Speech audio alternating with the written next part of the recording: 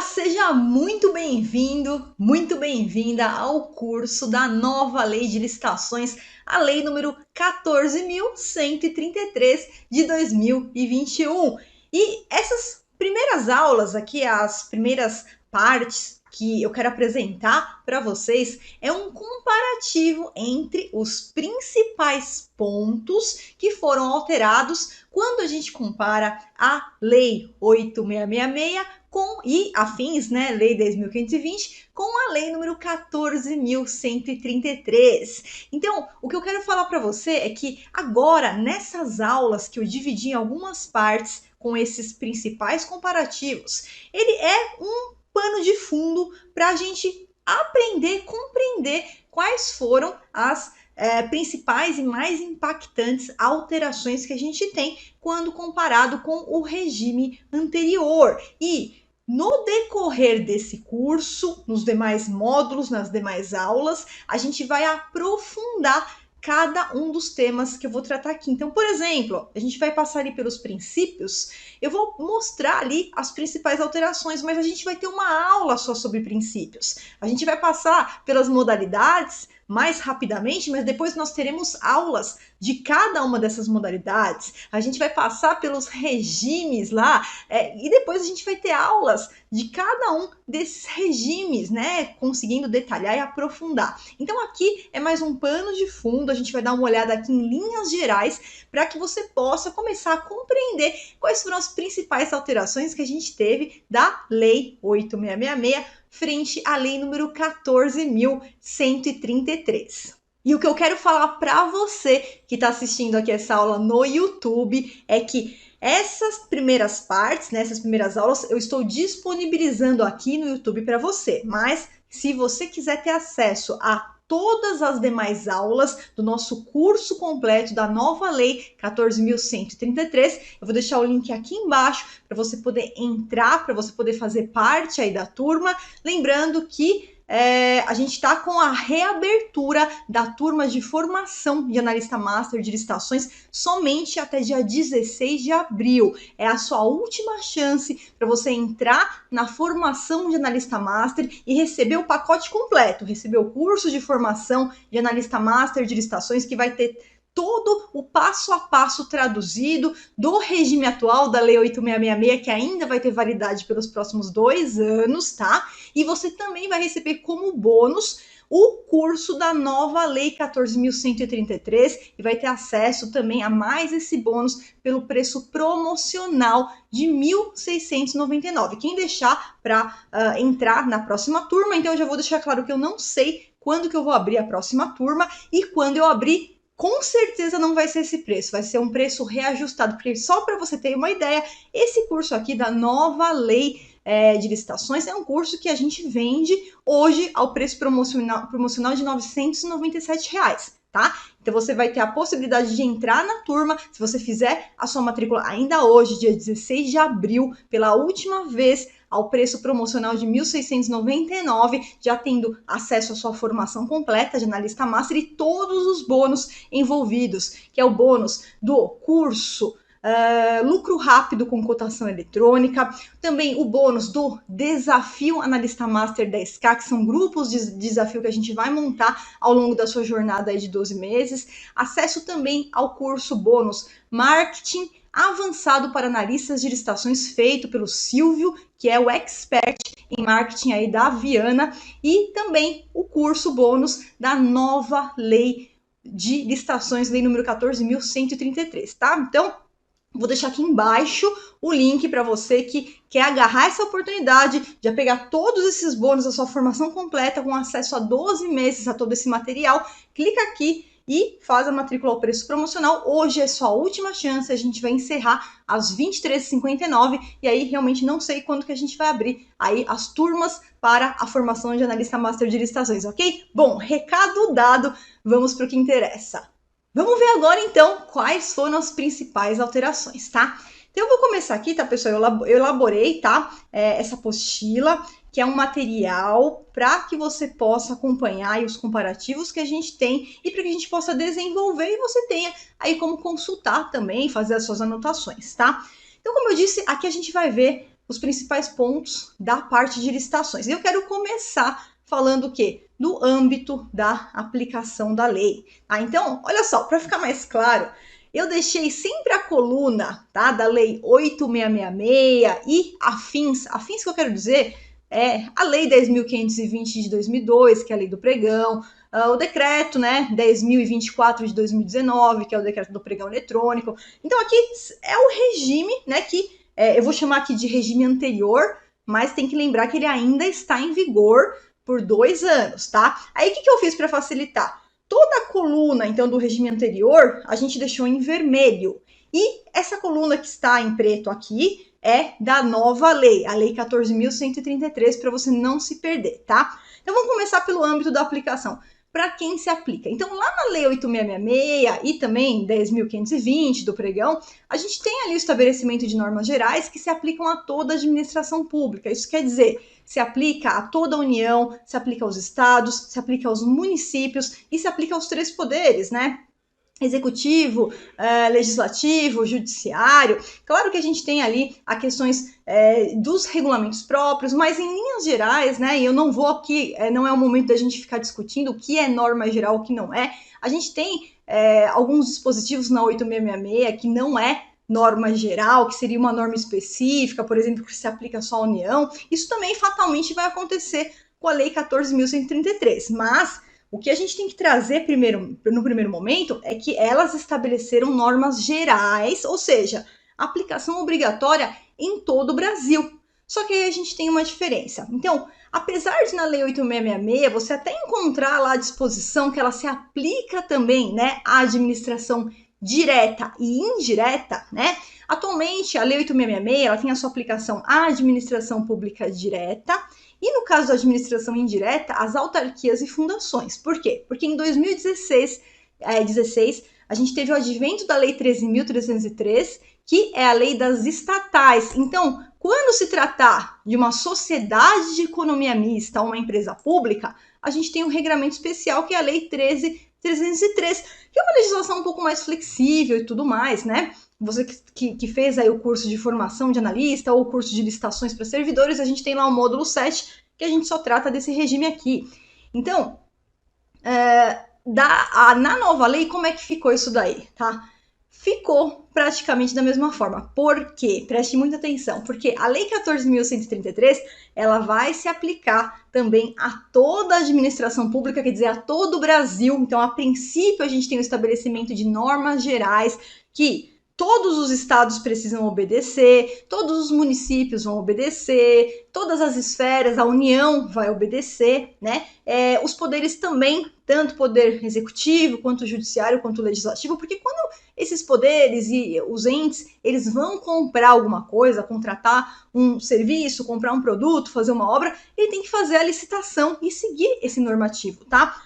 Porém, já veio expressamente previsto que ela não se aplica às estatais. Por quê? Porque as estatais vão continuar sendo regidas pela Lei 13.303, tá? Então, isso não vai mudar. A gente vai ter a Lei 14.133 para a administração pública em geral, exceto as estatais, que são as sociedades de economia mista e as empresas públicas, que elas terão ali a obediência à Lei 13.303 de 2016, cada uma também com o seu próprio regulamento de licitações, tá? Então isso permanece igual. Com exceção do que? Alguns pontos da Lei 14.133, ela vai se aplicar para as estatais. Então, olha só, a gente tem a Lei 14.133, geral, se aplicando no Brasil inteirinho, e a gente tem o quê? A Lei 13.303 das estatais se aplicando às estatais, mas alguns pontos da 14.133 vão se aplicar às estatais. Quais são eles? Primeiro, as disposições penais. Por quê? Essa parte de crimes, né, de disposições penais que existia na Lei 8666 foi uma parte que foi revogada de pronto, tá? Então, no dia 1º de abril, a gente teve a revogação apenas dessa parte dos dispositivos penais. Por quê? Porque o Código Penal ele recebeu um capítulo próprio, lá no artigo 178, onde no Código Penal agora que vão constar os crimes, né, que são previstos, aí crimes quando tem ali algum problema, algum dolo, alguma fraude, alguma má fé, né, enfim, crimes penais que de repente são praticados na licitação e que os servidores, né, ou o fornecedor que estiver ali junto nesse crime vai responder por isso. Então, nesse caso aqui, as disposições penais, elas vão se aplicar para todo mundo, inclusive para as estatais. Qual que é a segunda exceção? Pregão. Pregão, por quê? O pregão, se você pegar o artigo 32, inciso 4 da Lei 13.303, eu até trouxe ele aqui para você ver o que ele dispõe. Então, esse artigo aqui, ó, 32, inciso 4, ele tem a seguinte determinação, olha, nas licitações e contratos de que trata esta lei, das estatais, tá, serão observadas, adoção preferencial da modalidade denominada pregão. Quer dizer, então, a modalidade pregão aplicada preferencialmente à lei das estatais. Tá bom, Flávia, mas quer dizer que a lei 10.520, quando chegar em 1º de abril de 2023, ela tá revogada. E aí, o que eu faço? Aí você vai aplicar as disposições da 14.133. Por quê? Porque a 14.133, ela traz o pregão, ela continua prevendo a modalidade pregão, e no artigo 189 da nova lei, a gente tem a seguinte previsão, olha só, aplica-se esta lei, quer dizer, a nova lei de licitações 14.133,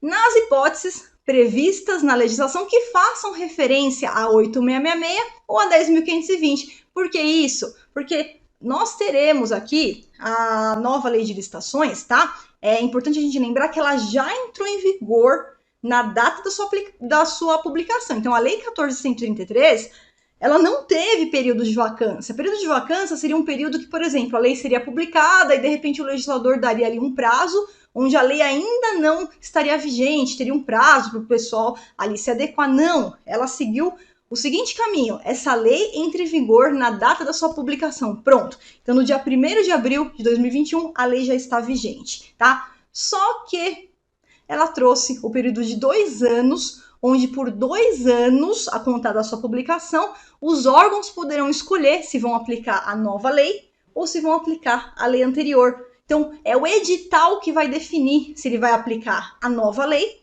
ou se ele vai aplicar a lei anterior, tá? E aí, o que acontece? Quando passar esses 2 anos, tá? Aí poderia vir a pergunta, poxa, mas eu tô aplicando aqui a lei 13.303 das estatais, só que a lei 10.520 ela já não está mais em vigor, o que eu faço agora? Então, nesse caso, aplica-se, tá, a lei 14.133. E um outro ponto também são os critérios de desempate. Por quê? Critérios de desempate, quando a gente tem ali, tá, eu não vou falar agora do desempate fictício, que é um desempate que traz um favorecimento para o empreendedor individual, para a microempresa, para a empresa de pequeno porte. Aqui não, aqui é quando a gente tem um empate real, nominal. Você imagina o seguinte, 2 grandes empresas ou 2 pequenas empresas exatamente com o mesmo valor ali, o mesmo valor nominal. A gente abre a licitação, elas estão com o mesmo idêntico valor nominal. Então, nesse caso aqui, o critério de desempate, ele vai ser usado para a gente tentar chegar num desempate ali para aquela situação, aquele empate real de propostas, tá? Então, nesse caso, o artigo 60 da nova lei, ele traz, tá, a seguinte disposição, olha só. Em caso de empate entre 2 ou mais propostas, serão utilizados os seguintes critérios, tá? E depois a gente vai aprofundar aí quais são esses critérios. Mas ele traz os critérios, por exemplo, não tem mais sorteio. Na nova lei não tem essa de, aplica ali os critérios e depois, se continuar empatado, a gente vai fazer um sorteio. Na nova lei não tem mais sorteio, tá? No caso de empate real de propostas. E o artigo 55, inciso 3 da lei das estatais, traz a previsão de que ela traz lá uns critérios de desempate, né, no caso de empate nominal, empate real de propostas, e ela determina que os critérios estabelecidos lá no artigo tal, e no artigo 3º, parágrafo 2º da lei 8.666, tá? Eles se aplicam na lei das estatais. Só que lembra que eu te falei? Daqui 2 anos a lei 866 ela não está mais vigente. Então, o que a gente faz? Ao invés de fazer a leitura aqui, a gente faz a leitura aplicando a lei 14.133 no artigo 60, que vai ser o novo artigo que vai trazer ali os critérios para desempate. Perfeito? Então, visto isso, vamos lá para o próximo item. Bom, o próximo item que eu quero trazer para vocês são os objetivos da licitação. Enquanto na lei anterior a gente tinha a previsão que a licitação ela serve para quê? Primeiro, para a seleção da proposta mais vantajosa. O governo precisa comprar álcool em gel. Então vamos verificar quem é que vende álcool em gel e quem pode me trazer o valor mais vantajoso para essa contratação. Mas ao mesmo tempo, dando o quê? Isonomia, isso é, todo mundo que quiser vender álcool em gel, todo empresário que tem ali, que trabalha nesse segmento de venda de álcool em gel, pode participar dessa licitação, tá? E concorrer àquela licitação.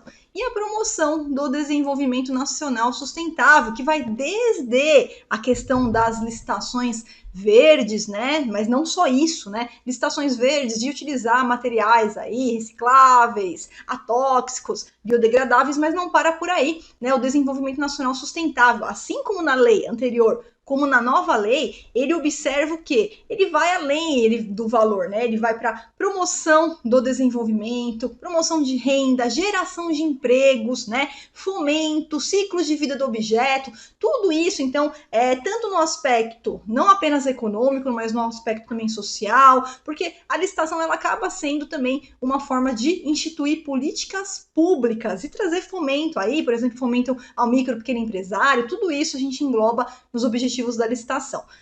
Na Lei 14.133, qual que vai ser a diferença? A diferença é que foi aqui uma pequena previsão que, ao invés dela trazer que é para a seleção da proposta mais vantajosa, ela trouxe que é para a seleção da proposta apta a gerar o resultado, tá? Mais vantajoso da administração. Então, resultado mais vantajoso, a gente tem que ter essa análise global, tá? Então, vai além do valor, né? É o valor, mas também é a questão, por exemplo, do ciclo de vida do objeto. Ciclo de vida do objeto é algo que tem que também ser considerado. Eu vou comprar lâmpadas aqui. Muitas vezes não adianta eu comprar a lâmpada mais barata, que é aquela lâmpada que tem um consumo surreal de energia, e a energia, a conta, né, acaba vindo muito mais caro para a administração, ou são lâmpadas que vão queimar com muita facilidade, ou eu vou comprar de repente um forno, né, elétrico, aí eu pego aquele forno mais barato, só que o consumo da energia dele é altamente gritante, frente a um outro que teria uma economia, uma redução de custos. Então, tudo isso vai ser considerado e por isso a própria lei ela já vem com uma ênfase muito maior na etapa de planejamento da licitação, tá? Então, antes, né, que a lei chamou de etapa preparatória, antes, a lei 8666 ela era muito mais voltada, a preocupação dela era para o julgamento da licitação. Hoje, além dessa preocupação do julgamento da licitação, da seleção do fornecedor, a nova lei ela também vem com uma preocupação enorme na etapa de preparação, claro, porque na etapa de preparação que serão feitas ali todos os estudos mais importantes para que realmente o órgão consiga fazer uma contratação que traga ali resultado, que traga um melhor resultado, tendo ali o fornecedor como seu parceiro, né? Tendo o fornecedor ali como seu parceiro para atingir esses objetivos, tá? Então, a gente considera isso de uma forma um pouco maior. Não é só a proposta mais barata, né? A proposta apta a gerar o resultado mais vantajoso, incluindo o ciclo de vida ali do objeto, tá? Também continua a previsão do tratamento isonômico entre os licitantes. O que é isso? Quem quiser participar vai poder participar em igualdades de condições. Claro que você só pode participar se a empresa atender aos requisitos lá do edital, tá? E a justa competição, obviamente, né? Porque não pode haver ali nenhuma distinção, né, irregular, todos são tratados iguais ali perante a legislação e perante a administração também. E também para evitar contratações com sobrepreço ou com preços manifestamente inexequíveis e superfaturamento. O que é isso aqui, Flávia? Bom, evitar contratações com sobrepreço ele está ligado àquela pesquisa que o órgão faz para chegar no seu valor estimado da contratação. Então, a gente vai fazer a compra das canetas, eu preciso saber qual é o valor que as empresas costumam vender essa caneta. Quanto que eu vou pagar por essa caneta? Eu vou comprar quantas canetas? Eu vou comprar várias canetas. Quanto que eu vou pagar por esse conjunto de canetas que vai ser adquirido? Então, isso também vale para serviço, vale para obras. Então, a gente faz uma pesquisa, uma estimativa de valor, tá? Sobrepreço seria quando, por exemplo, o orçamento que o órgão chegou ali for um orçamento que está muito acima daqueles praticados no mercado. Seria um sobrepreço porque houve um erro na estimativa feita pelo órgão, tá? E superfaturamento é quando esse erro ele se concretiza, quando a gente vai lá e faz a compra, faz a contratação por um valor muito maior do que o valor praticado no mercado. E aí pode incorrer em superfaturamento, muitas vezes o servidor público ele vai responder por isso, tá? Então, é esse cuidado que tem que tomar, porque o sobrepreço ele pode gerar aí o superfaturamento, que é o dano mesmo ao erário público, fazer a compra por algo que custa, por exemplo, R$10, aí eu paguei R$30, né?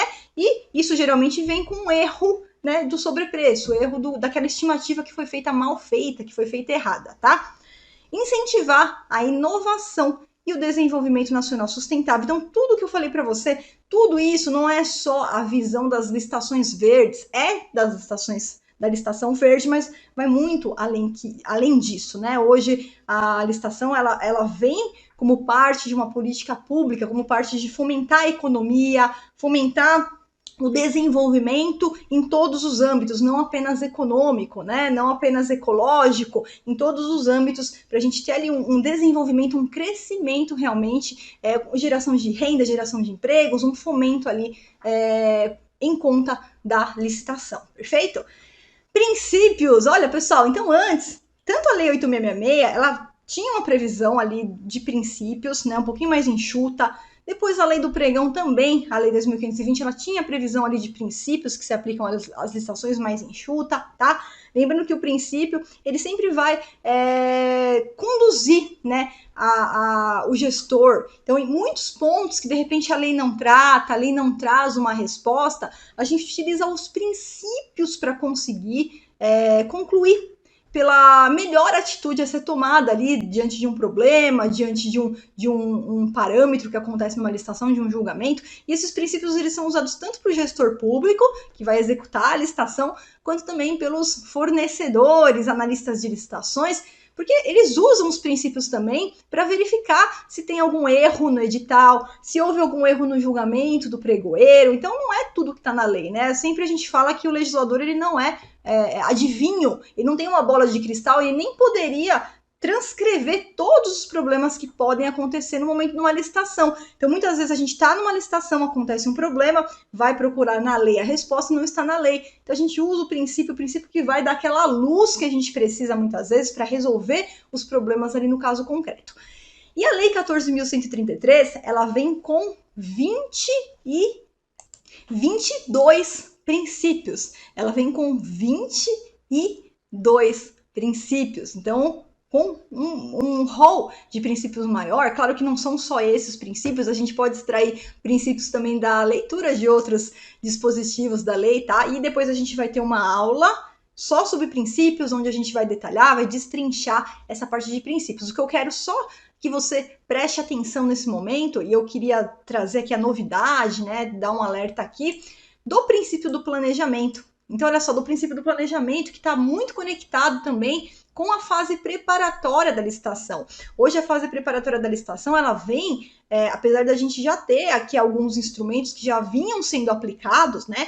Mas agora de forma expressa na lei geral, não é só em instruções aí, normativas do governo federal, né? Agora, o planejamento, ele vem com uma ênfase na governança da administração, vem com ênfase, por quê? Porque a qualidade da licitação, a qualidade daquele objeto que vai ser contratado, do contrato que vai ser executado, ele está muito conectado com a qualidade pela qual o agente público, o agente de contratação, conduziu e os agentes ali responsáveis executaram cada uma das etapas da etapa de preparatória, né? Aquela etapa que acontece ali ainda quando a gente vai organizar os artefatos, por exemplo, estudos técnicos preliminares, é feito todo um levantamento daquele objeto antes de comprar, de contratar. A gente tem que pensar que o servidor público, no momento que ele vai fazer a abertura ali de uma licitação, muitas vezes ele pode nem sequer ter se deparado com aquele objeto, nunca fez a compra daquele objeto e ele precisa fazer a compra naquele momento, ou a contratação daquele serviço.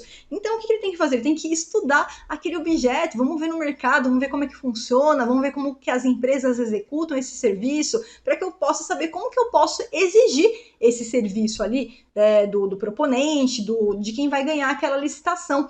Então, toda essa qualidade, tudo que é feito na etapa do planejamento que vai ser responsável para que a minha licitação realmente tenha êxito, seja uma licitação vantajosa, tanto para o órgão público quanto para o fornecedor que ganhar aquela licitação, tá?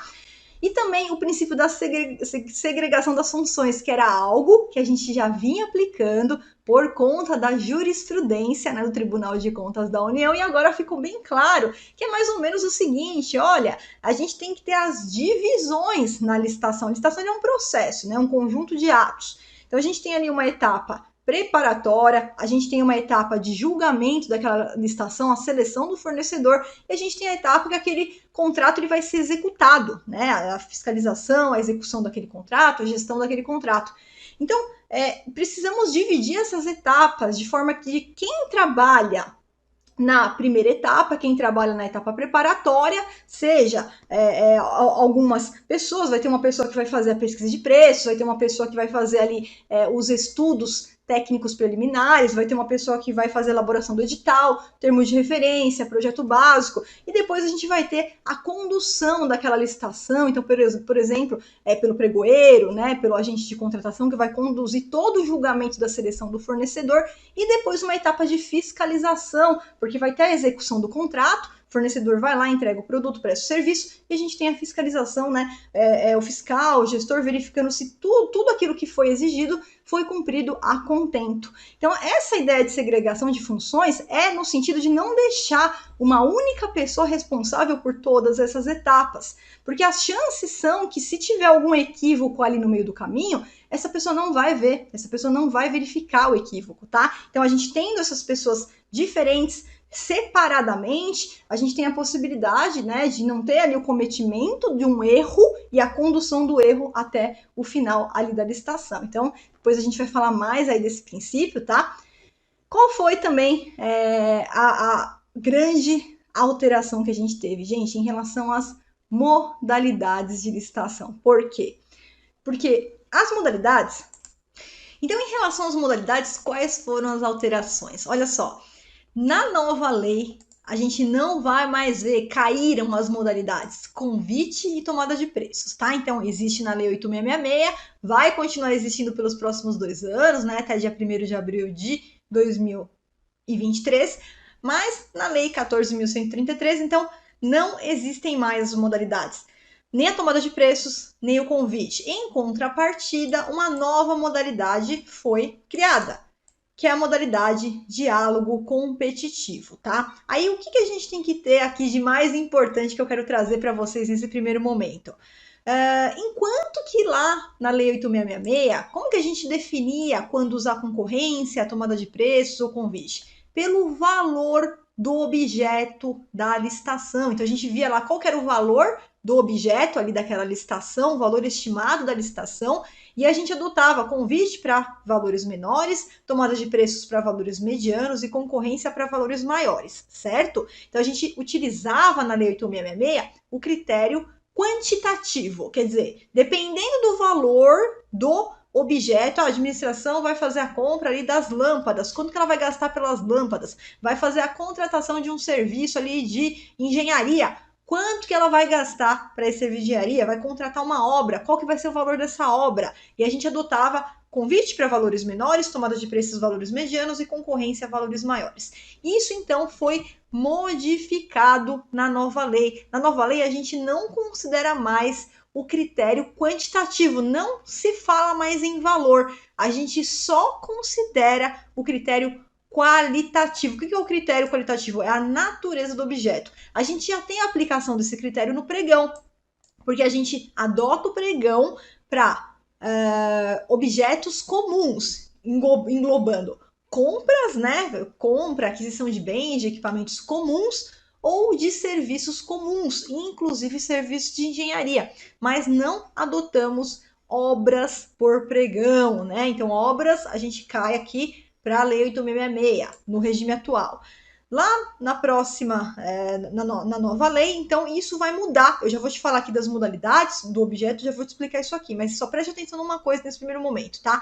Não se utiliza mais critério para quantitativo valor para a escolha. Então, a gente não leva mais o valor estimado da contratação para nenhum tipo de escolha no que tange as modalidades de licitação, tá? A gente vai ir pela natureza do objeto, que eu vou te mostrar aqui nos próximos slides aqui dessa aula, como é que vai ficar aí por modalidade, tá? E uma outra importante novidade que eu queria trazer para você é que toda a Lei 14.133, ela foi substituída, né? Ela trouxe a ideia do princípio da virtualização, tanto do processo da licitação como de todos os atos ali como um todo. Então, só para você ter uma ideia, as modalidades de licitação, elas precisam ser realizadas preferencialmente de forma eletrônica. Todas elas, não tem mais só pregão eletrônico agora. Todas as modalidades, elas serão realizadas de forma eletrônica, tá? Preferencialmente de forma eletrônica. Então, é admitido que você realize as modalidades de forma presencial, se tiver uma motivação, uma justificativa ali, né, do órgão que vai fazer essa modalidade presencial, e além disso, vai precisar gravar o áudio e o vídeo da sessão e colocar isso registrado lá nos autos do processo da licitação. Então, olha só que importante que a gente trouxe aí com a nova lei, a realidade virtual não tem mais como correr. Agora, a preferência vai ser sempre tudo feito de forma eletrônica, tá? E depois a gente volta a falar mais sobre isso. Vamos ver aqui um pouquinho mais as peculiaridades de cada modalidade, tá? Lembrando que depois a gente terá aulas aqui no curso, nós teremos as aulas específicas para as modalidades, onde a gente vai destrinchar. Aqui é só um pano de fundo, um primeiro patamar, um comparativo para você entender as principais alterações que a gente teve do regime anterior para o novo regime. Então, a concorrência, veja só, na lei anterior a gente tinha uma concorrência que era feita totalmente de forma presencial, era a modalidade mais ampla para objetos de valores mais elevados, tá? Que poderiam participar todos aqueles que atendessem às regras do edital.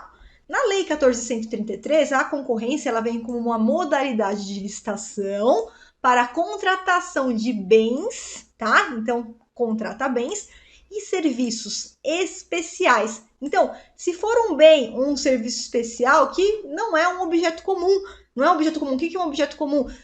Um objeto comum é aquele que você encontra facilmente no mercado, não demanda uma busca pormenorizada do fornecedor que vai executar, é um objeto que você consegue descrever de forma objetiva lá no edital, é um objeto que qualquer empresa daquele ramo consegue executar. E o que não é comum, residual, a gente vai para objeto especial. Então, observe o seguinte, a concorrência na nova lei, ela vai poder ser utilizada se você for fazer a compra de um produto, né? O órgão vai fazer a compra de um produto, ou vai fazer a contratação de um serviço especial, tá? Então, se for comum, a gente vai para o pregão. Então, olha lá, bens e serviços especiais e obras. Então, ó, obras é por concorrência. Vai fazer uma obra? É por concorrência. A obra continua adstrita à concorrência, a gente não vai adotar o pregão para obra, tá? Mas além da previsão de obra, também a concorrência vai ser aplicada a serviços comuns e especiais de engenharia. Então, se eu estou falando da compra de um produto, essa compra desse produto tem que ser um produto especial. Se eu estou falando de um serviço geral, que não seja de engenharia, esse serviço tem que ser especial para eu utilizar a concorrência. Obra sempre é especial, utilizo a concorrência. Agora, serviços de engenharia, eu vou poder contratar tanto serviços de engenharia comuns quanto especiais pela concorrência. Então, aqui no caso de serviço de engenharia comum, o agente público ele vai poder escolher se ele vai utilizar a concorrência ou se ele vai utilizar a modalidade de pregão. Então, vamos ver como é que ficou a modalidade de pregão para você também entender a diferença. Na lei anterior, 10.520, a gente também tem os regulamentos, né? Decreto 3555 na esfera federal e Decreto 10.024 também na esfera federal, que trata do pregão presencial e eletrônico, respectivamente, 3555 presencial, 10.024 pregão eletrônico, tá? Na lei, então, 10.520, ela é utilizada a modalidade de pregão para ou ela pode ser feita de forma eletrônica ou de forma presencial, né? E ela é a modalidade pela Lei 10.520, né? Ela não consta na Lei 8.666, é importante que você saiba disso, o pregão ele não consta na 8.666, na norma geral ele consta na 10.520, ele vem com uma modalidade preferencial, e no decreto federal ele vem com uma modalidade obrigatória. Então os órgãos federais e os órgãos municipais, estaduais que recebem recursos repassados por convênios, contratos de repasse, né? Aqueles recursos que a gente chama de recursos voluntariamente repassados pela União a um estado, a um município, ele obrigatoriamente, além da esfera federal, órgãos federais, obrigatoriamente eles precisam fazer o pregão e eletrônico quando tiver diante da compra de um bem comum ou de um serviço comum, inclusive serviço de engenharia. Isso é pela Lei 8.666. Pela nova lei, como é que ficou? Na Lei 14.133, então, o pregão ele vai ser a modalidade obrigatória para bens e serviços comuns. Só que agora essa obrigatoriedade ela vem de forma geral, generalizada, quer dizer, para todo o Brasil. Todos os órgãos de todas as esferas governamentais, não é mais essa coisa que, tem que ver se é União, se não for União, aí tem que ver o regulamento do ente, o regulamento do município para ver se obriga a usar o pregão. Não. Então, na nova lei isso mudou. A nova lei é o seguinte, é modalidade obrigatória, você está diante, o órgão está diante da compra de um objeto comum, da compra de um produto comum ou da contratação de serviço comum, vai adotar o pregão, obrigatório, tá? E a gente pode adotar o pregão ou a concorrência, como eu falei para você, quando se tratar de serviços comuns de engenharia. Então, vai tratar de serviço comum de engenharia, fica discricionário do gestor se ele vai escolher adotar o pregão ou a concorrência.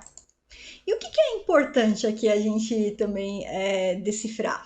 Mais para frente a gente vai ver as fases da licitação. Então, lá no artigo 17 da Lei 14.133, a gente tem o chamado rito comum. O que é rito, Flávia? É a forma que vai ser desenvolvida aquela modalidade, aquela licitação, as fases, as etapas da licitação. E o pregão e a concorrência, eles têm exatamente o mesmo rito. Tá no artigo 17. Então, a concorrência e o pregão na prática, tá? Eles serão selecionados de acordo aqui com o objeto, a natureza do objeto, né? Como a gente acabou de ver, mas na prática, o funcionamento, as etapas, elas vão ser praticamente as mesmas, né? Então, a gente não tem mais uma diferenciação nas etapas como a gente tem hoje, frente a 8.666, frente a 10.520. Então, mudou ali o nome, a gente tem a concorrência e o pregão, mas o julgamento ele vai ser muito parecido ali, vai ser muito similar, porque o rito é o mesmo para as duas modalidades, tá? E aí vem o diálogo competitivo. Então, a grande novidade aí é o diálogo competitivo, tá? Essa modalidade, então, de licitação, ela não existe na Lei 8.666, ela vem com uma novidade na Lei 14.133. O diálogo competitivo, veja só, ele pode ser adotado tanto para obras, então a gente já viu que pode fazer a concorrência, né, para obra, e pode fazer também o diálogo competitivo para obra, serviços e compras. Só que veja bem, não é qualquer obra, qualquer serviço e qualquer compra, não é qualquer caso, são casos especiais. Por isso que o diálogo competitivo, ele não segue o rito comum, ele segue um rito especial de confecção, tá? Por quê? Porque você imagina o seguinte, a administração, ela precisa de uma solução, mas ou ela nem sabe qual solução que ela precisa, ela não sabe qual solução que vai resolver ali o problema que ela tem, ou além dela não saber qual é a solução, pode ser que as soluções que existem no mercado não consigam resolver o problema dela. Vai precisar ali, de repente, de uma inovação, de juntar algumas soluções e chegar numa terceira, ou de trazer uma nova solução que realmente não existe no mercado para que possa atender e solucionar aquela demanda específica. E daí, pensa comigo, O servidor público ele não sabe nem qual é a solução, ele nem sabe se existe aquela solução, né? Ou se de repente realmente não exista e vai ter que ser confeccionada essa solução. Então ela traz a possibilidade da gente debater com quem conhece do objeto, que é quem? É o mercado, é quem está trabalhando, é o fornecedor. O fornecedor tem um conhecimento muito maior, muitas vezes, ali que o servidor. Então, o que é feito? Na verdade, é proposto para esses fornecedores, para essa sociedade, um rito especial onde a gente vai fazer debates, a gente vai coletar, vamos fazer reuniões com os fornecedores, vai ter um fornecedor ali por dia para fazer uma reunião separadamente e eu vou anotando ali todas as soluções para que eu possa decidir como servidor, como administrador, qual é a solução que realmente vai atender aquela necessidade, vai trazer a inovação que eu preciso. Mas veja só, não é qualquer tipo de obra, qualquer tipo de serviço, qualquer tipo de compra. Então, aqui no artigo 32 da nova lei, a gente tem as hipóteses pelas quais o diálogo competitivo poderá ser aplicado. Então, eu trouxe aqui para vocês só num princípio aqui, primeiramente num pano de fundo. Por exemplo, o diálogo competitivo ele é restrito a contratações em que a administração, olha lá, vise contratar um objeto que envolva as seguintes condições, olha lá, uma inovação tecnológica técnica. Então, às vezes nem existe ainda a solução que eu preciso, eu vou ter que de repente juntar 2, 3 soluções no mercado ou fazer uma quarta, uma nova solução para chegar na inovação que eu preciso para atender a minha necessidade, para resolver ali meu problema, tá? Ou pela impossibilidade do órgão ou da entidade ter a sua necessidade satisfeita sem a adaptação de soluções disponíveis no mercado. Quer dizer, a solução que eu preciso, ela até existe, só que do jeito que ela existe, ela não consegue me atender. A gente vai precisar de uma adaptação dessa solução, de uma inovação também, para que ela possa atender o que eu preciso aqui. Pela impossibilidade das especificações técnicas serem definidas com precisão suficiente pela administração, tá? E olha só, verifique a necessidade de definir e identificar os meios e as alternativas que possam satisfazer suas necessidades com destaque para os seguintes aspectos. Olha lá, a solução técnica mais adequada, os requisitos técnicos aptos a concretizar a solução que foi definida e uma estrutura jurídica ou financeira ali do contrato. Veja bem, então não é qualquer tipo de objeto. Alguns professores até têm entendimento que certamente isso daqui vai ser muito pouco aplicado, né? São casos aí mais raros, raríssimos, né? Que a gente precisa de uma inovação, uma solução que não existe, uma adaptação das soluções existentes. Então, vai ser realmente o diálogo competitivo uma modalidade bastante restrita e a gente depois vai voltar a falar mais um pouquinho dela nas aulas específicas a respeito das modalidades de licitação. Mas, em regra, o diálogo competitivo ele se divide em 3 etapas. A primeira etapa é uma etapa de pré-seleção. Eu lanço um edital, como se fosse uma convocação de quem quer participar dos diálogos que nós vamos abrir. Então, nessa etapa de pré-seleção, eu coloco os requisitos que eu preciso, né? Como eu disse, a gente vai fazer aqui uma obra, né? Não adianta eu conversar, de repente, com uma pessoa que é expert em marketing, né? Ele não vai entender da parte da obra. Então, esse edital de pré-seleção, ele vem com os requisitos, né, que eu preciso para quem vai me apresentar soluções.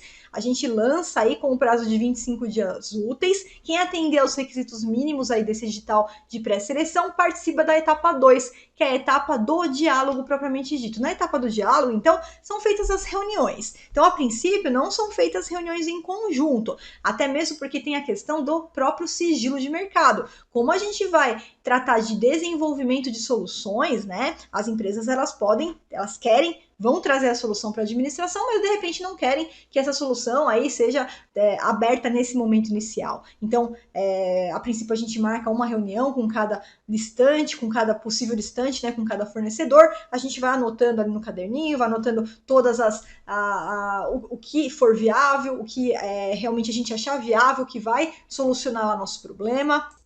E eu identifico a solução que vai resolver aqui meu problema. Então, depois que eu identifiquei nessa etapa número 2 do diálogo, aí eu vou para a etapa 3. A etapa 3 é a etapa da fase competitiva, e aí a gente lança o edital quem atender ali os requisitos do edital vem participar da nossa licitação, tá? E aí a gente então tem esse prazo mínimo de 60 dias úteis para fazer a fase competitiva, o julgamento da licitação por critérios objetivos, tá? E é importante também, pessoal, só para que você entenda como caiu, né? O convite caiu, né? E também não tem mais tomada de preços. Lá na Lei 8666, a gente chamava instrumento convocatório, né? O edital, né? O gênero é o nome instrumento convocatório, e dentro do instrumento convocatório a gente chamava de edital ou de carta convite. Por quê? Porque a carta convite é como se fosse o edital da modalidade convite, mas uma vez que caiu, que a gente não tem mais a carta convite, agora a Lei 14.133, ela nem vem falando do instrumento convocatório, ela vem falando do edital, tá? Mas são sinônimos, não vejo problema em continuar utilizando esse termo sem problema nenhum. Mas como a gente não tem mais a carta convite, que seria o instrumento convocatório da modalidade convite, na Lei 14.133, a gente pode falar de edital sem problema nenhum, porque agora não tem mais a modalidade de convite, tá? Leilão. Então, o leilão, que lá na Lei 8666, ele é para alienação de bens móveis e imóveis. Só que ele tem algumas peculiaridades. Então, por exemplo, quando a gente fala, né, da alienação, é que a gente vai transferir para outra pessoa, transferir para terceiro, né, a propriedade de um bem. Então, alienar é transferir a propriedade de um bem para outra pessoa. E essa transferência que a gente faz tanto de bens móveis quanto de bens imóveis, na Lei 8666 a gente tinha umas peculiaridades, né? Então, por exemplo, venda de bens móveis inservíveis, né? Para administração ou de produtos legalmente apreendidos ou penhorados, tal, ou bens imóveis, previsto lá no artigo 19, e a gente tinha alguns critérios em relação à origem do bem, tá? E a gente tinha também critérios em relação ao valor, tá? Ao valor, porque no caso do bem móvel, lá na Lei 8666, o regulamento da Lei 8666, ele tem a seguinte previsão, que quando a administração vai alienar, vai vender um bem móvel, né? O leilão ele poderia ser utilizado se o valor fosse até o limite da tomada de preços, que seria 1.430.000, né? Que é o limite da tomada de preços atual. E acima desse valor, a gente deveria utilizar o quê? A concorrência, tá? O que vai mudar aqui na Lei 14.133? Aqui continua sendo alienação, tanto de bens imóveis quanto de bens móveis, tá? Mas independentemente do valor. Então agora não tem mais tanto essa forma de aquisição, aquelas não tem mais a questão do valor. Eu não preciso ficar mais me atendo aos valores, porque não se fala mais em valor de modalidade de licitação, então cai. Tudo que a gente falava a respeito de valor de modalidade de licitação, como a gente não tem mais valor para as modalidades, a gente só tem critérios qualitativos, né, do objeto, natureza do objeto, então isso aqui cai, tá? Então, independentemente do valor. E a concorrência, ela não se aplica mais à alienação de bens, tá? Então, a gente vai, quando falar de alienação de bens, a gente vai falar da modalidade leilão, perfeito? E o concurso? Bom, o concurso, então, que já era na Lei 8666, olha lá, a modalidade de licitação entre qualquer interessado, tá? Para escolha de trabalho técnico, científico ou artístico. Vamos supor, vamos fazer aqui um concurso de monografia, então o tribunal faz lá um concurso para os acadêmicos de determinada graduação, e eles vão poder participar, apresentar suas monografias, e quem ganhar vai receber um prêmio, né? Que o edital do concurso traz. Qual que é esse prêmio? Pode ser um prêmio, pode ser uma remuneração, né? Então, a gente tinha aí os critérios definidos no edital, a gente tinha esses prazos aqui. Como que vai funcionar na nova lei? Continua sendo uma modalidade de licitação para escolha de trabalho técnico, científico ou artístico, tá? E agora tem o critério de julgamento. Então, agora tem um critério de julgamento que a gente não tinha essa previsão na lei 8666, que será o critério de julgamento melhor técnica ou melhor conteúdo artístico. E preste muita atenção, a melhor técnica, ela teve uma alteração significativa, não é a melhor técnica como a gente via na Lei 8666, agora foi bem diferente, tanto que ela vai ser utilizada para concurso. Eu já vou falar, nós já vamos voltar a falar sobre esses critérios de julgamento para apresentar para vocês, tá? Mas de agora só guarde que a melhor técnica ela mudou, não é a melhor técnica que a gente tinha acostumado lá na Lei 866, onde a gente avaliava também as propostas de preço. Aqui não, aqui a gente vai avaliar só as questões técnicas, tá? Para escolha desse trabalho técnico, científico ou artístico nos termos ali do edital, e vai ser definido um prêmio ou uma remuneração ao vencedor. Esse critério aqui continua igual também, tá? Vamos lá, então, agora vamos falar um pouquinho mais dos critérios de julgamento. Lá na Lei 866, eram os critérios que a gente tinha? A gente tinha menor preço, 4, tá? Menor preço, melhor técnica, técnica e preço, e maior lance ou oferta.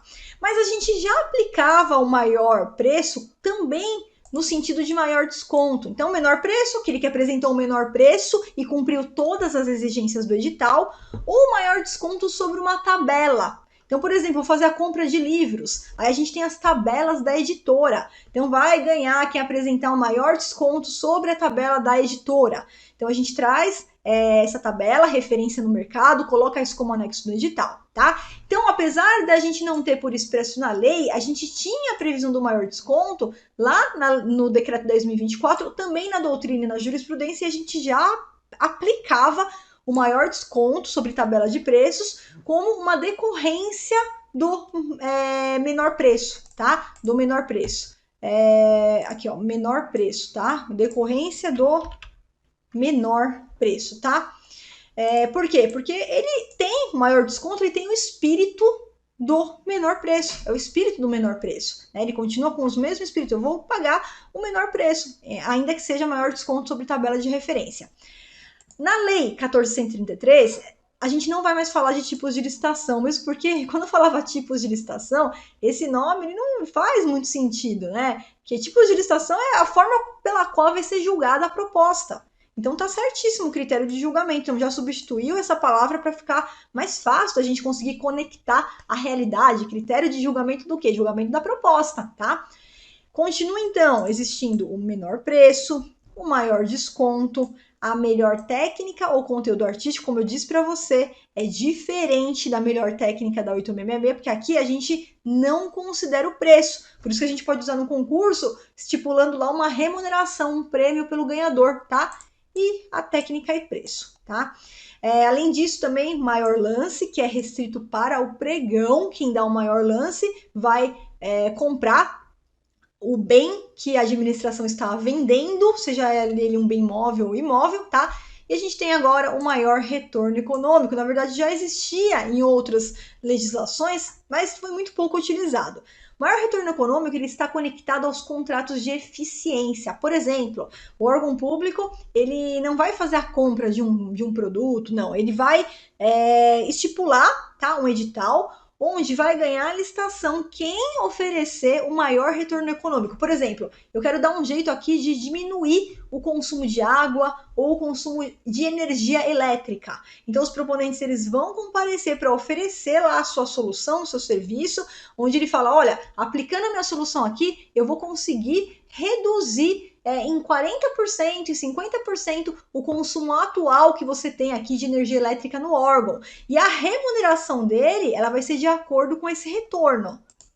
Então, quanto maior o percentual de economia que ele conseguir trazer para a realidade do órgão, vai ser maior o percentual que o contratado ele vai receber, tá? Então, já existia no regime do RDC, mas novamente ele foi muito pouco utilizado e agora a gente vai verificar como é que vai ser aí na prática da nova legislação. Novamente, nós teremos aulas específicas onde a gente vai detalhar com mais detalhes aí cada um desses critérios de julgamento. A gente vai voltar a falar de todos os temas que eu estou trazendo aqui com uma profundidade bem maior, tá? Que é só primeiro um encontro. Vamos falar que é o seguinte, que a gente vai começar aqui a relação de um namoro, e aí isso aqui é só o primeiro encontro. É só aquele jantar, né? Que você senta, janta, toma um cafezinho, fala tchau, vai cada um para sua casa, tá? É o primeiro encontro que a gente tem aqui, esse comparativo que eu tô trazendo para vocês, mas não se preocupe que todos esses temas, eles vão ser esmiuçados, eles vão ser detalhados nas próximas aulas, nos próximos encontros que a gente vai ter dentro do nosso curso da nova lei número 14.133, tá?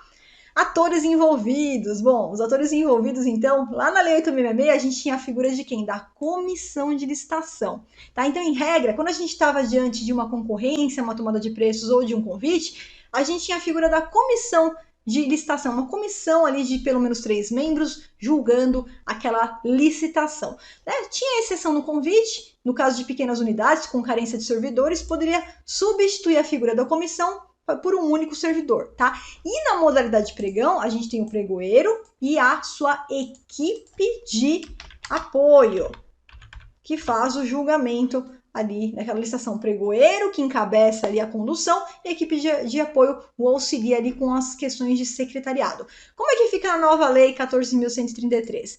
A figura da comissão, ela foi substituída pela ideia do agente de contratação, tá? Do agente de contratação.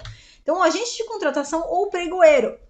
O agente de contratação, ele vai ser aquele que vai fazer a condução da licitação nas modalidades que a gente viu, mas se for a modalidade de pregão, o agente de contratação ele recebe o nome de pregoeiro, mas na verdade é a mesma ideia, tá? É o mesmo perfil. Nós não temos mais agora essa ideia da comissão, ela foi substituída pela ideia do agente de contratação, que vai ser o grande condutor da licitação, e tanto ele, né, quanto o pregoeiro, auxiliado pela sua equipe de apoio, tá? Mas também nós tivemos a previsão de uma comissão de contratação. Quando, Flávia? Quando você for realizar, o órgão for realizar um diálogo competitivo, vai ser obrigatório, então a gente tem a figura, ao invés de ter um agente da contratação, a gente tem a figura da comissão de contratação, e também quando o julgamento daquela licitação for para comprar bens e serviços especiais, aí o agente ele pode ser substituído pela comissão. Então veja, no diálogo competitivo é obrigatório que a gente tenha a figura da comissão de contratação. E se for bem ou serviço especial, aí o órgão vai poder ou utilizar o agente de contratação ou ele vai poder utilizar a comissão de contratação. A lei também trouxe a ideia de que a gente vai ter uma banca quando nós estivermos diante de analisar licitações que vão ocorrer pelos critérios de melhor técnica ou de técnica e preço. Então, são esses critérios de julgamento. Então, a gente vai ter uma banca que vai ser encarregada de atribuir as notas das propostas técnicas, tá? Se for leilão, um servidor ou um leiloeiro oficial. E aí vem a grande polêmica que tem encabeçado aí as discussões, né, a respeito da nova lei. Por quê? Porque lá no artigo 6º e também no artigo 8º caput da Lei 14.133, você tem a seguinte previsão, ó, a licitação ela vai ser conduzida pelo agente de contratação, tá? Só que esse agente de contratação que tem que ser designado pela autoridade competente precisa ser um servidor efetivo ou empregado público do quadro permanente da administração, ou seja, não pode ser aqui, ó, um agente de cargo de livre indicação, tá? E aí, qual é o problema que a gente tem em relação a isso? Bom, em relação a isso, a problemática é que talvez os órgãos federais eles vão conseguir atender a essa exigência, mas muitas vezes os órgãos estaduais e principalmente os municipais, eles não têm servidores efetivos, né, concursados ali.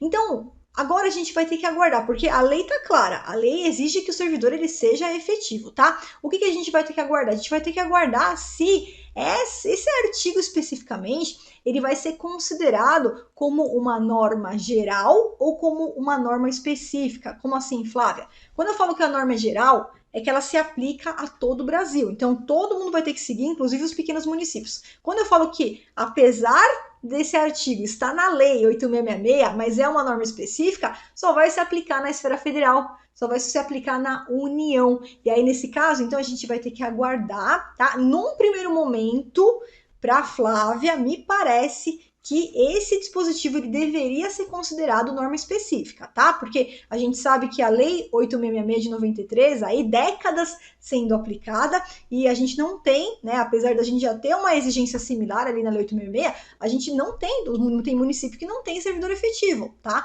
Então, a gente vai ter que aguardar como isso vai se desenvolver, aí como que isso vai ser julgado aí ao longo do caminho, tá? Se vai ser considerado uma norma geral e todo mundo vai ter que ter obrigatoriedade de seguir, ou se vai ser considerada uma norma específica com validade aí na esfera federal, tá? E nesse ponto a gente vai ter que aguardar, mas é um ponto de muita polêmica, então eu coloquei aqui, não fiquei em cima do muro, para Flávia, a minha opinião, a minha humilde opinião pessoal é que essa daqui é uma regra específica que se aplica na esfera federal, para que a gente possa ter o atendimento olhando também ali o pequeno município, né? Olhando o pequeno município que talvez não vá conseguir se adequar a isso aqui. Se conseguir, excelente, tá? Mas a gente tem que aguardar aí quais serão os posicionamentos que a gente vai ter a respeito desse dispositivo, tá? E no parágrafo primeiro também a gente tem a previsão de que o agente ele é auxiliado pela equipe de apoio e que ele responde individualmente.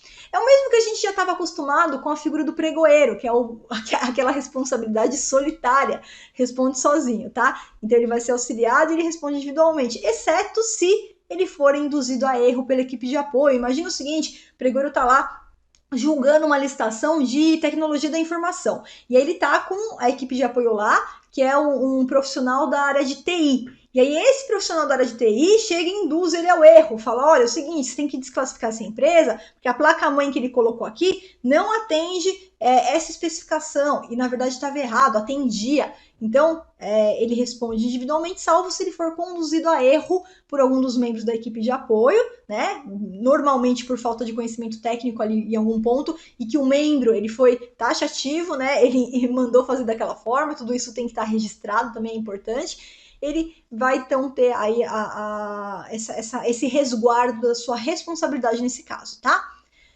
Quanto ao sigilo, como é que fica aqui quanto ao sigilo?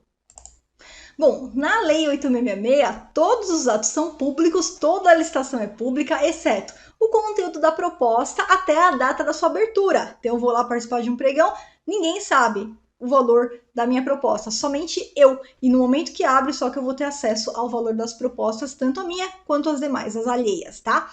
Mas a gente tem também a questão do orçamento, quando a gente fala de orçamento estimativo, tá? Orçamento estimativo, quer dizer, a administração faz a pesquisa de preço e chega no valor pelo qual essa calculadora é vendida no mercado. Qual que é o custo, qual que é o valor, quanto que as empresas cobram para vender essa calculadora e quanto que as empresas cobram se eu for comprar 1.000 calculadoras, 2.000 calculadoras, 10.000, 100.000 calculadoras, tá? Então eu faço uma pesquisa de mercado e chego num valor estimado. Nas modalidades clássicas, esse valor estimado, que é quanto eu pretendo pagar, tá? Por aquele objeto que eu vou comprar, ele é um anexo obrigatório do edital. Então, concorrência, tomada de preço, convite, vai estar no edital essa informação. Se for um pregão presencial, o órgão não tem obrigatoriedade de colocar isso como anexo do edital, tá? Mas é faculdade, é discricionário, é facultativo do gestor, se ele vai querer deixar isso como anexo do edital ou não no pregão presencial, mas vai ter que anexar nos autos do processo, e sendo um pregão presencial eu posso pedir vista aos autos do processo e ter acesso a esse orçamento, tá? Agora, se for pregão eletrônico, a coisa muda. Como a gente tem o decreto 10.024, tá? O decreto, ele traz a seguinte orientação, olha, o orçamento ele é sigiloso, então se não consta no edital, ele é sigiloso, tá? E aí não adianta você pedir vista aos autos do processo, porque nesse caso não poderá ser concedido vistas ao orçamento estimativo. Você pode ver as outras partes do processo, mas o orçamento estimativo não.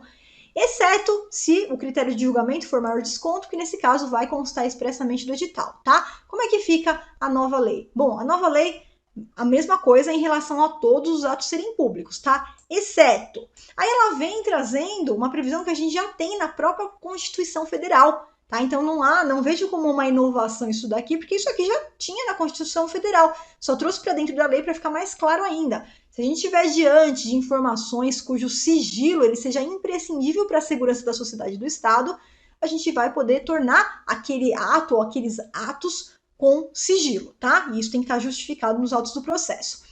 E a Lei 14.133, ela traz também a ideia de publicidade diferida. O que é diferida? A gente vai dar publicidade sim, mas num momento posterior. Não vou dar publicidade agora. Como é que vai funcionar isso daí? Primeiro, em relação ao conteúdo das propostas até a sua abertura. Bom, isso é claro, isso não mudou nada, né? Porque as propostas, a gente não pode mostrar um preço para ninguém. Eu só vou saber o valor da proposta dos meus concorrentes quando todo mundo abrir ali as propostas em sessão pública, tá? E a segunda previsão é quando o orçamento for sigiloso. Só que é o seguinte, aqui para o orçamento ser sigiloso, não é que nem no decreto 10.024, não. No decreto 10.024, basta simplesmente não estar o orçamento no edital, que ele é sigiloso e ponto final. Aqui no decreto 10.024, se for sigiloso, eu só vou ter acesso a esse orçamento depois que terminar a etapa competitiva. E aqui na nova lei? Bom, aqui na nova lei, o orçamento ele é sigiloso se tiver uma justificativa nos autos do processo. Então, precisa de uma justificativa, precisa de uma motivação. Se não tiver motivação, o orçamento ele não vai ser sigiloso, tá? Qual é a exceção? Mesma coisa, critério de julgamento sendo o maior desconto, vai ter que constar no edital. Por quê? Porque é o maior desconto sobre uma tabela, né? Então, eu tenho que constar no edital ali o valor estimado ou o valor máximo para que a gente possa aplicar o critério de julgamento maior desconto, ok? Fases, etapas da licitação. Bom, então na Lei 8666 não existe de uma forma expressa assim a menção, olha, isso aqui é a etapa interna, tal, essa daqui é a etapa externa. Não, a gente tem, pela própria jurisprudência, pela própria doutrina, a gente confeccionou essa questão de fases da licitação, no seguinte sentido, a fase interna é toda aquela fase de planejamento preparatória que vai até a divulgação do instrumento convocatório. Divulguei o instrumento convocatório, eu já vou cair na fase externa. E a gente tem então essas etapas, tá? E aqui eu fiz um resumo do resumo, tá? Bem resumido mesmo, porque a gente sabe que a gente tem, na etapa de preparatória, a gente tem vários atos, depois publica o edital e a gente vai ter o julgamento. No julgamento a gente tem vários atos, desde o credenciamento das empresas participantes, todo julgamento, fase de habilitação, fase de julgamento de propostas, fase de negociação, até aquela licitação ela ser o quê? Homologada, adjudicada. Então, quando a gente fala da Lei 8666, modalidades clássicas, a gente tem primeiro a habilitação dos documentos de quem está participando, para depois julgar as propostas. E no pregão isso se inverte. No pregão, primeiro a gente julga as propostas, descobre quem tem o menor preço e faz a habilitação desse primeiro colocado. Só se ele for inabilitado que eu vou passar a olhar a documentação do segundo colocado, tá?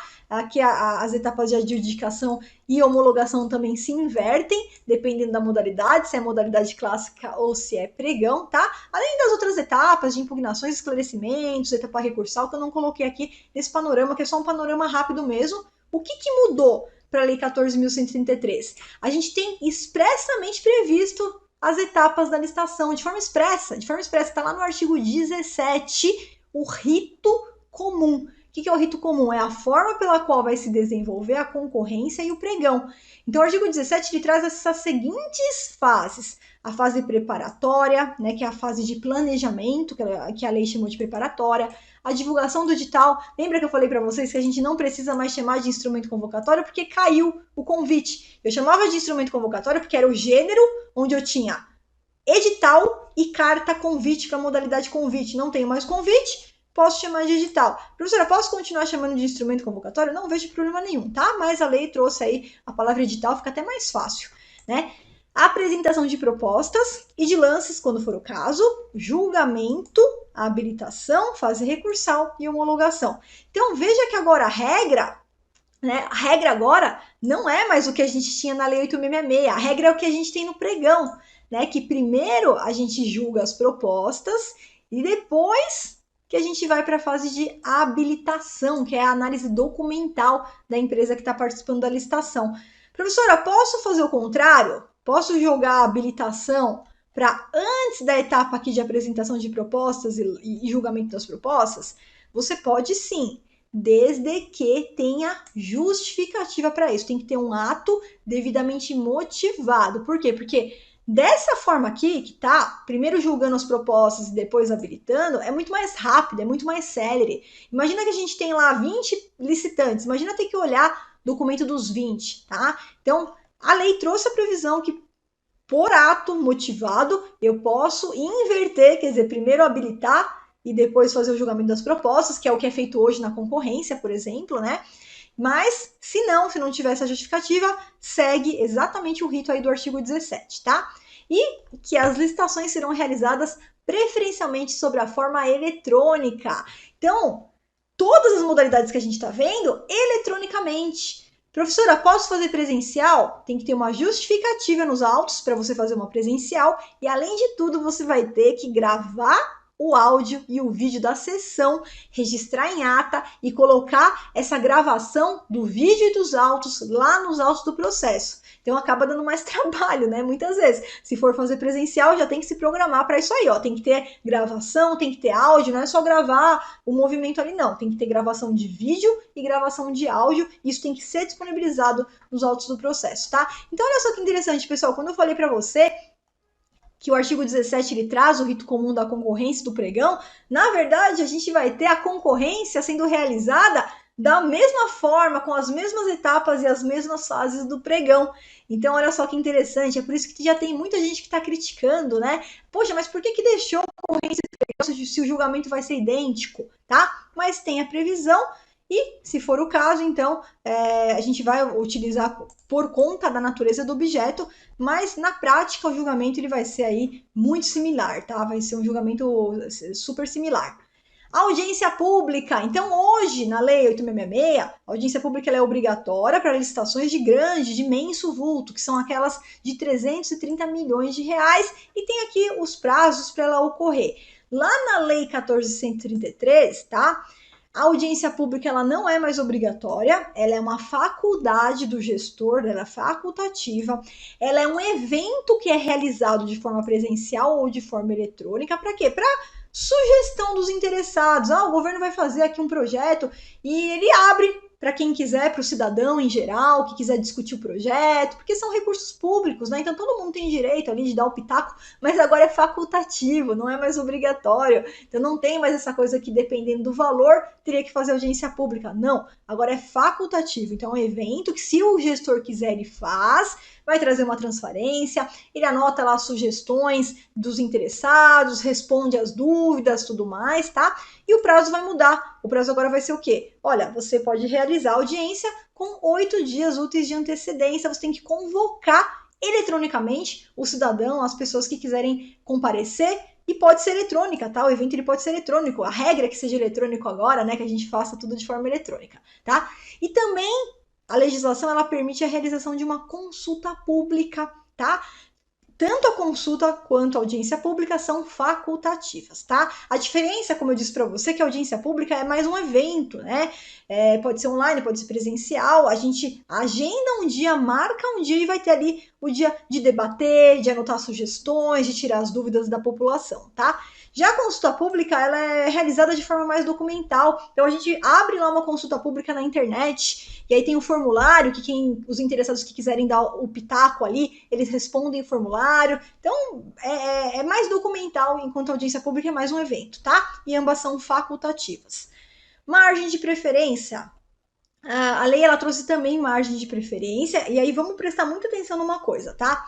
A gente tinha na Lei 8.666 a previsão lá no artigo, tá? Deixa eu pegar aqui o artigo da Lei 8.666. Era lá no artigo 3º, parágrafo 5º da Lei 8.666, a gente tinha ali a preferência estabelecida em função de alguns produtos, por exemplo, produtos manufaturados nacionais, serviços nacionais, que atendam ali alguns requisitos, tá?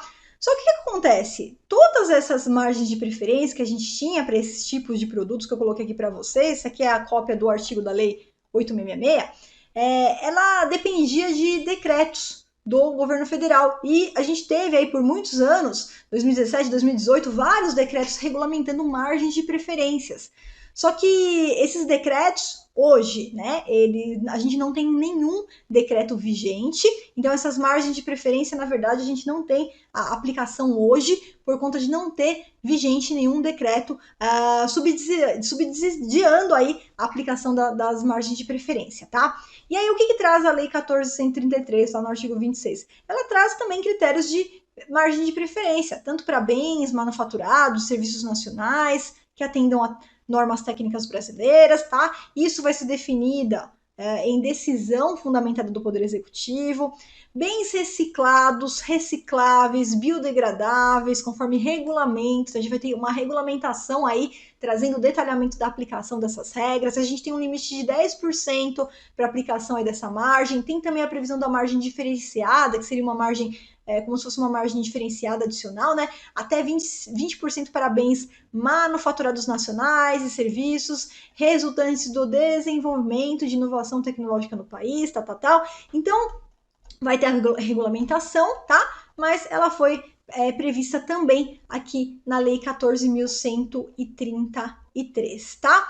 E aí, pessoal, lembrando que a gente está aqui, ó, na primeira aula da primeira parte do comparativo. A gente vai ter ainda outras aulas, tá? Onde a gente vai continuar o comparativo da Lei 8.666, antes da gente entrar profundamente em cada um dos pontos da nova lei e trazer aí totalmente mastigado aí para você entender, tá? Então aqui é só um pano de fundo, é o nosso primeiro encontro, digamos assim, com a nova lei, tá? E eu quero finalizar a aula de hoje falando o seguinte, falando de um ponto muito polêmico, tá? Depois a gente vai ter uma outra aula para falar sobre a vigência do Portal Nacional de Compras também, mas eu queria trazer aqui a minha contribuição para você que está com essa dúvida, né?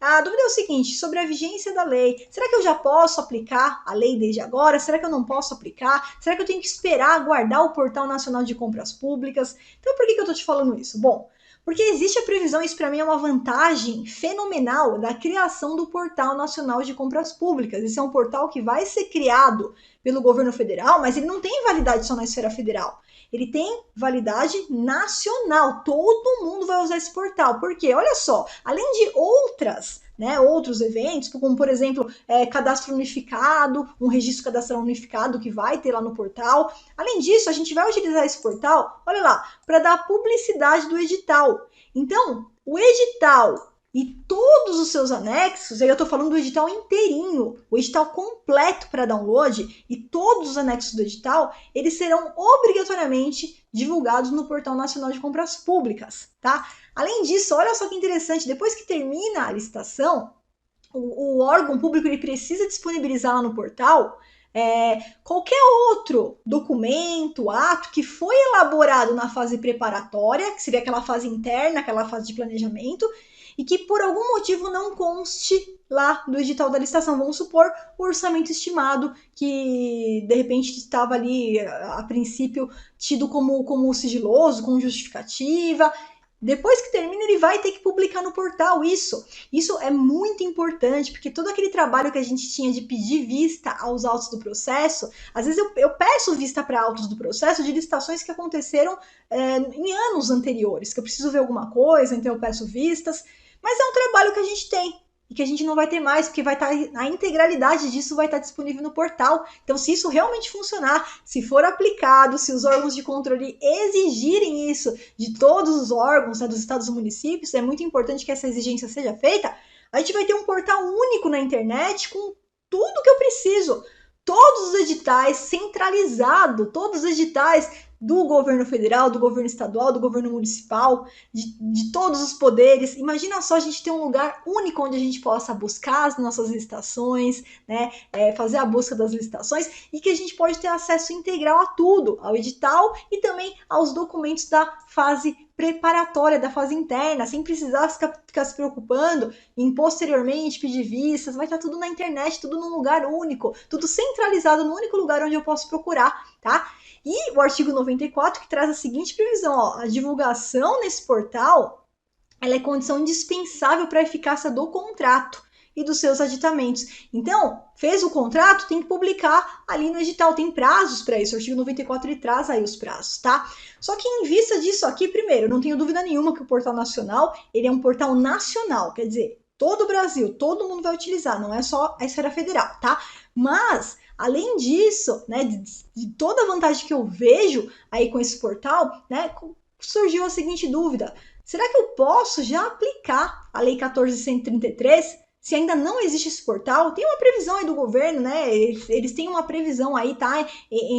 Na linha de frente para fazer o portal, mas a gente sabe que tudo, né? O sistema para operacionalizar, para fazer a confecção, para colocar, para testar, isso pode levar um tempo, né? Pode levar aí algum tempo para isso daí ficar pronto. A gente não sabe aí mais ou menos quanto tempo que vai levar.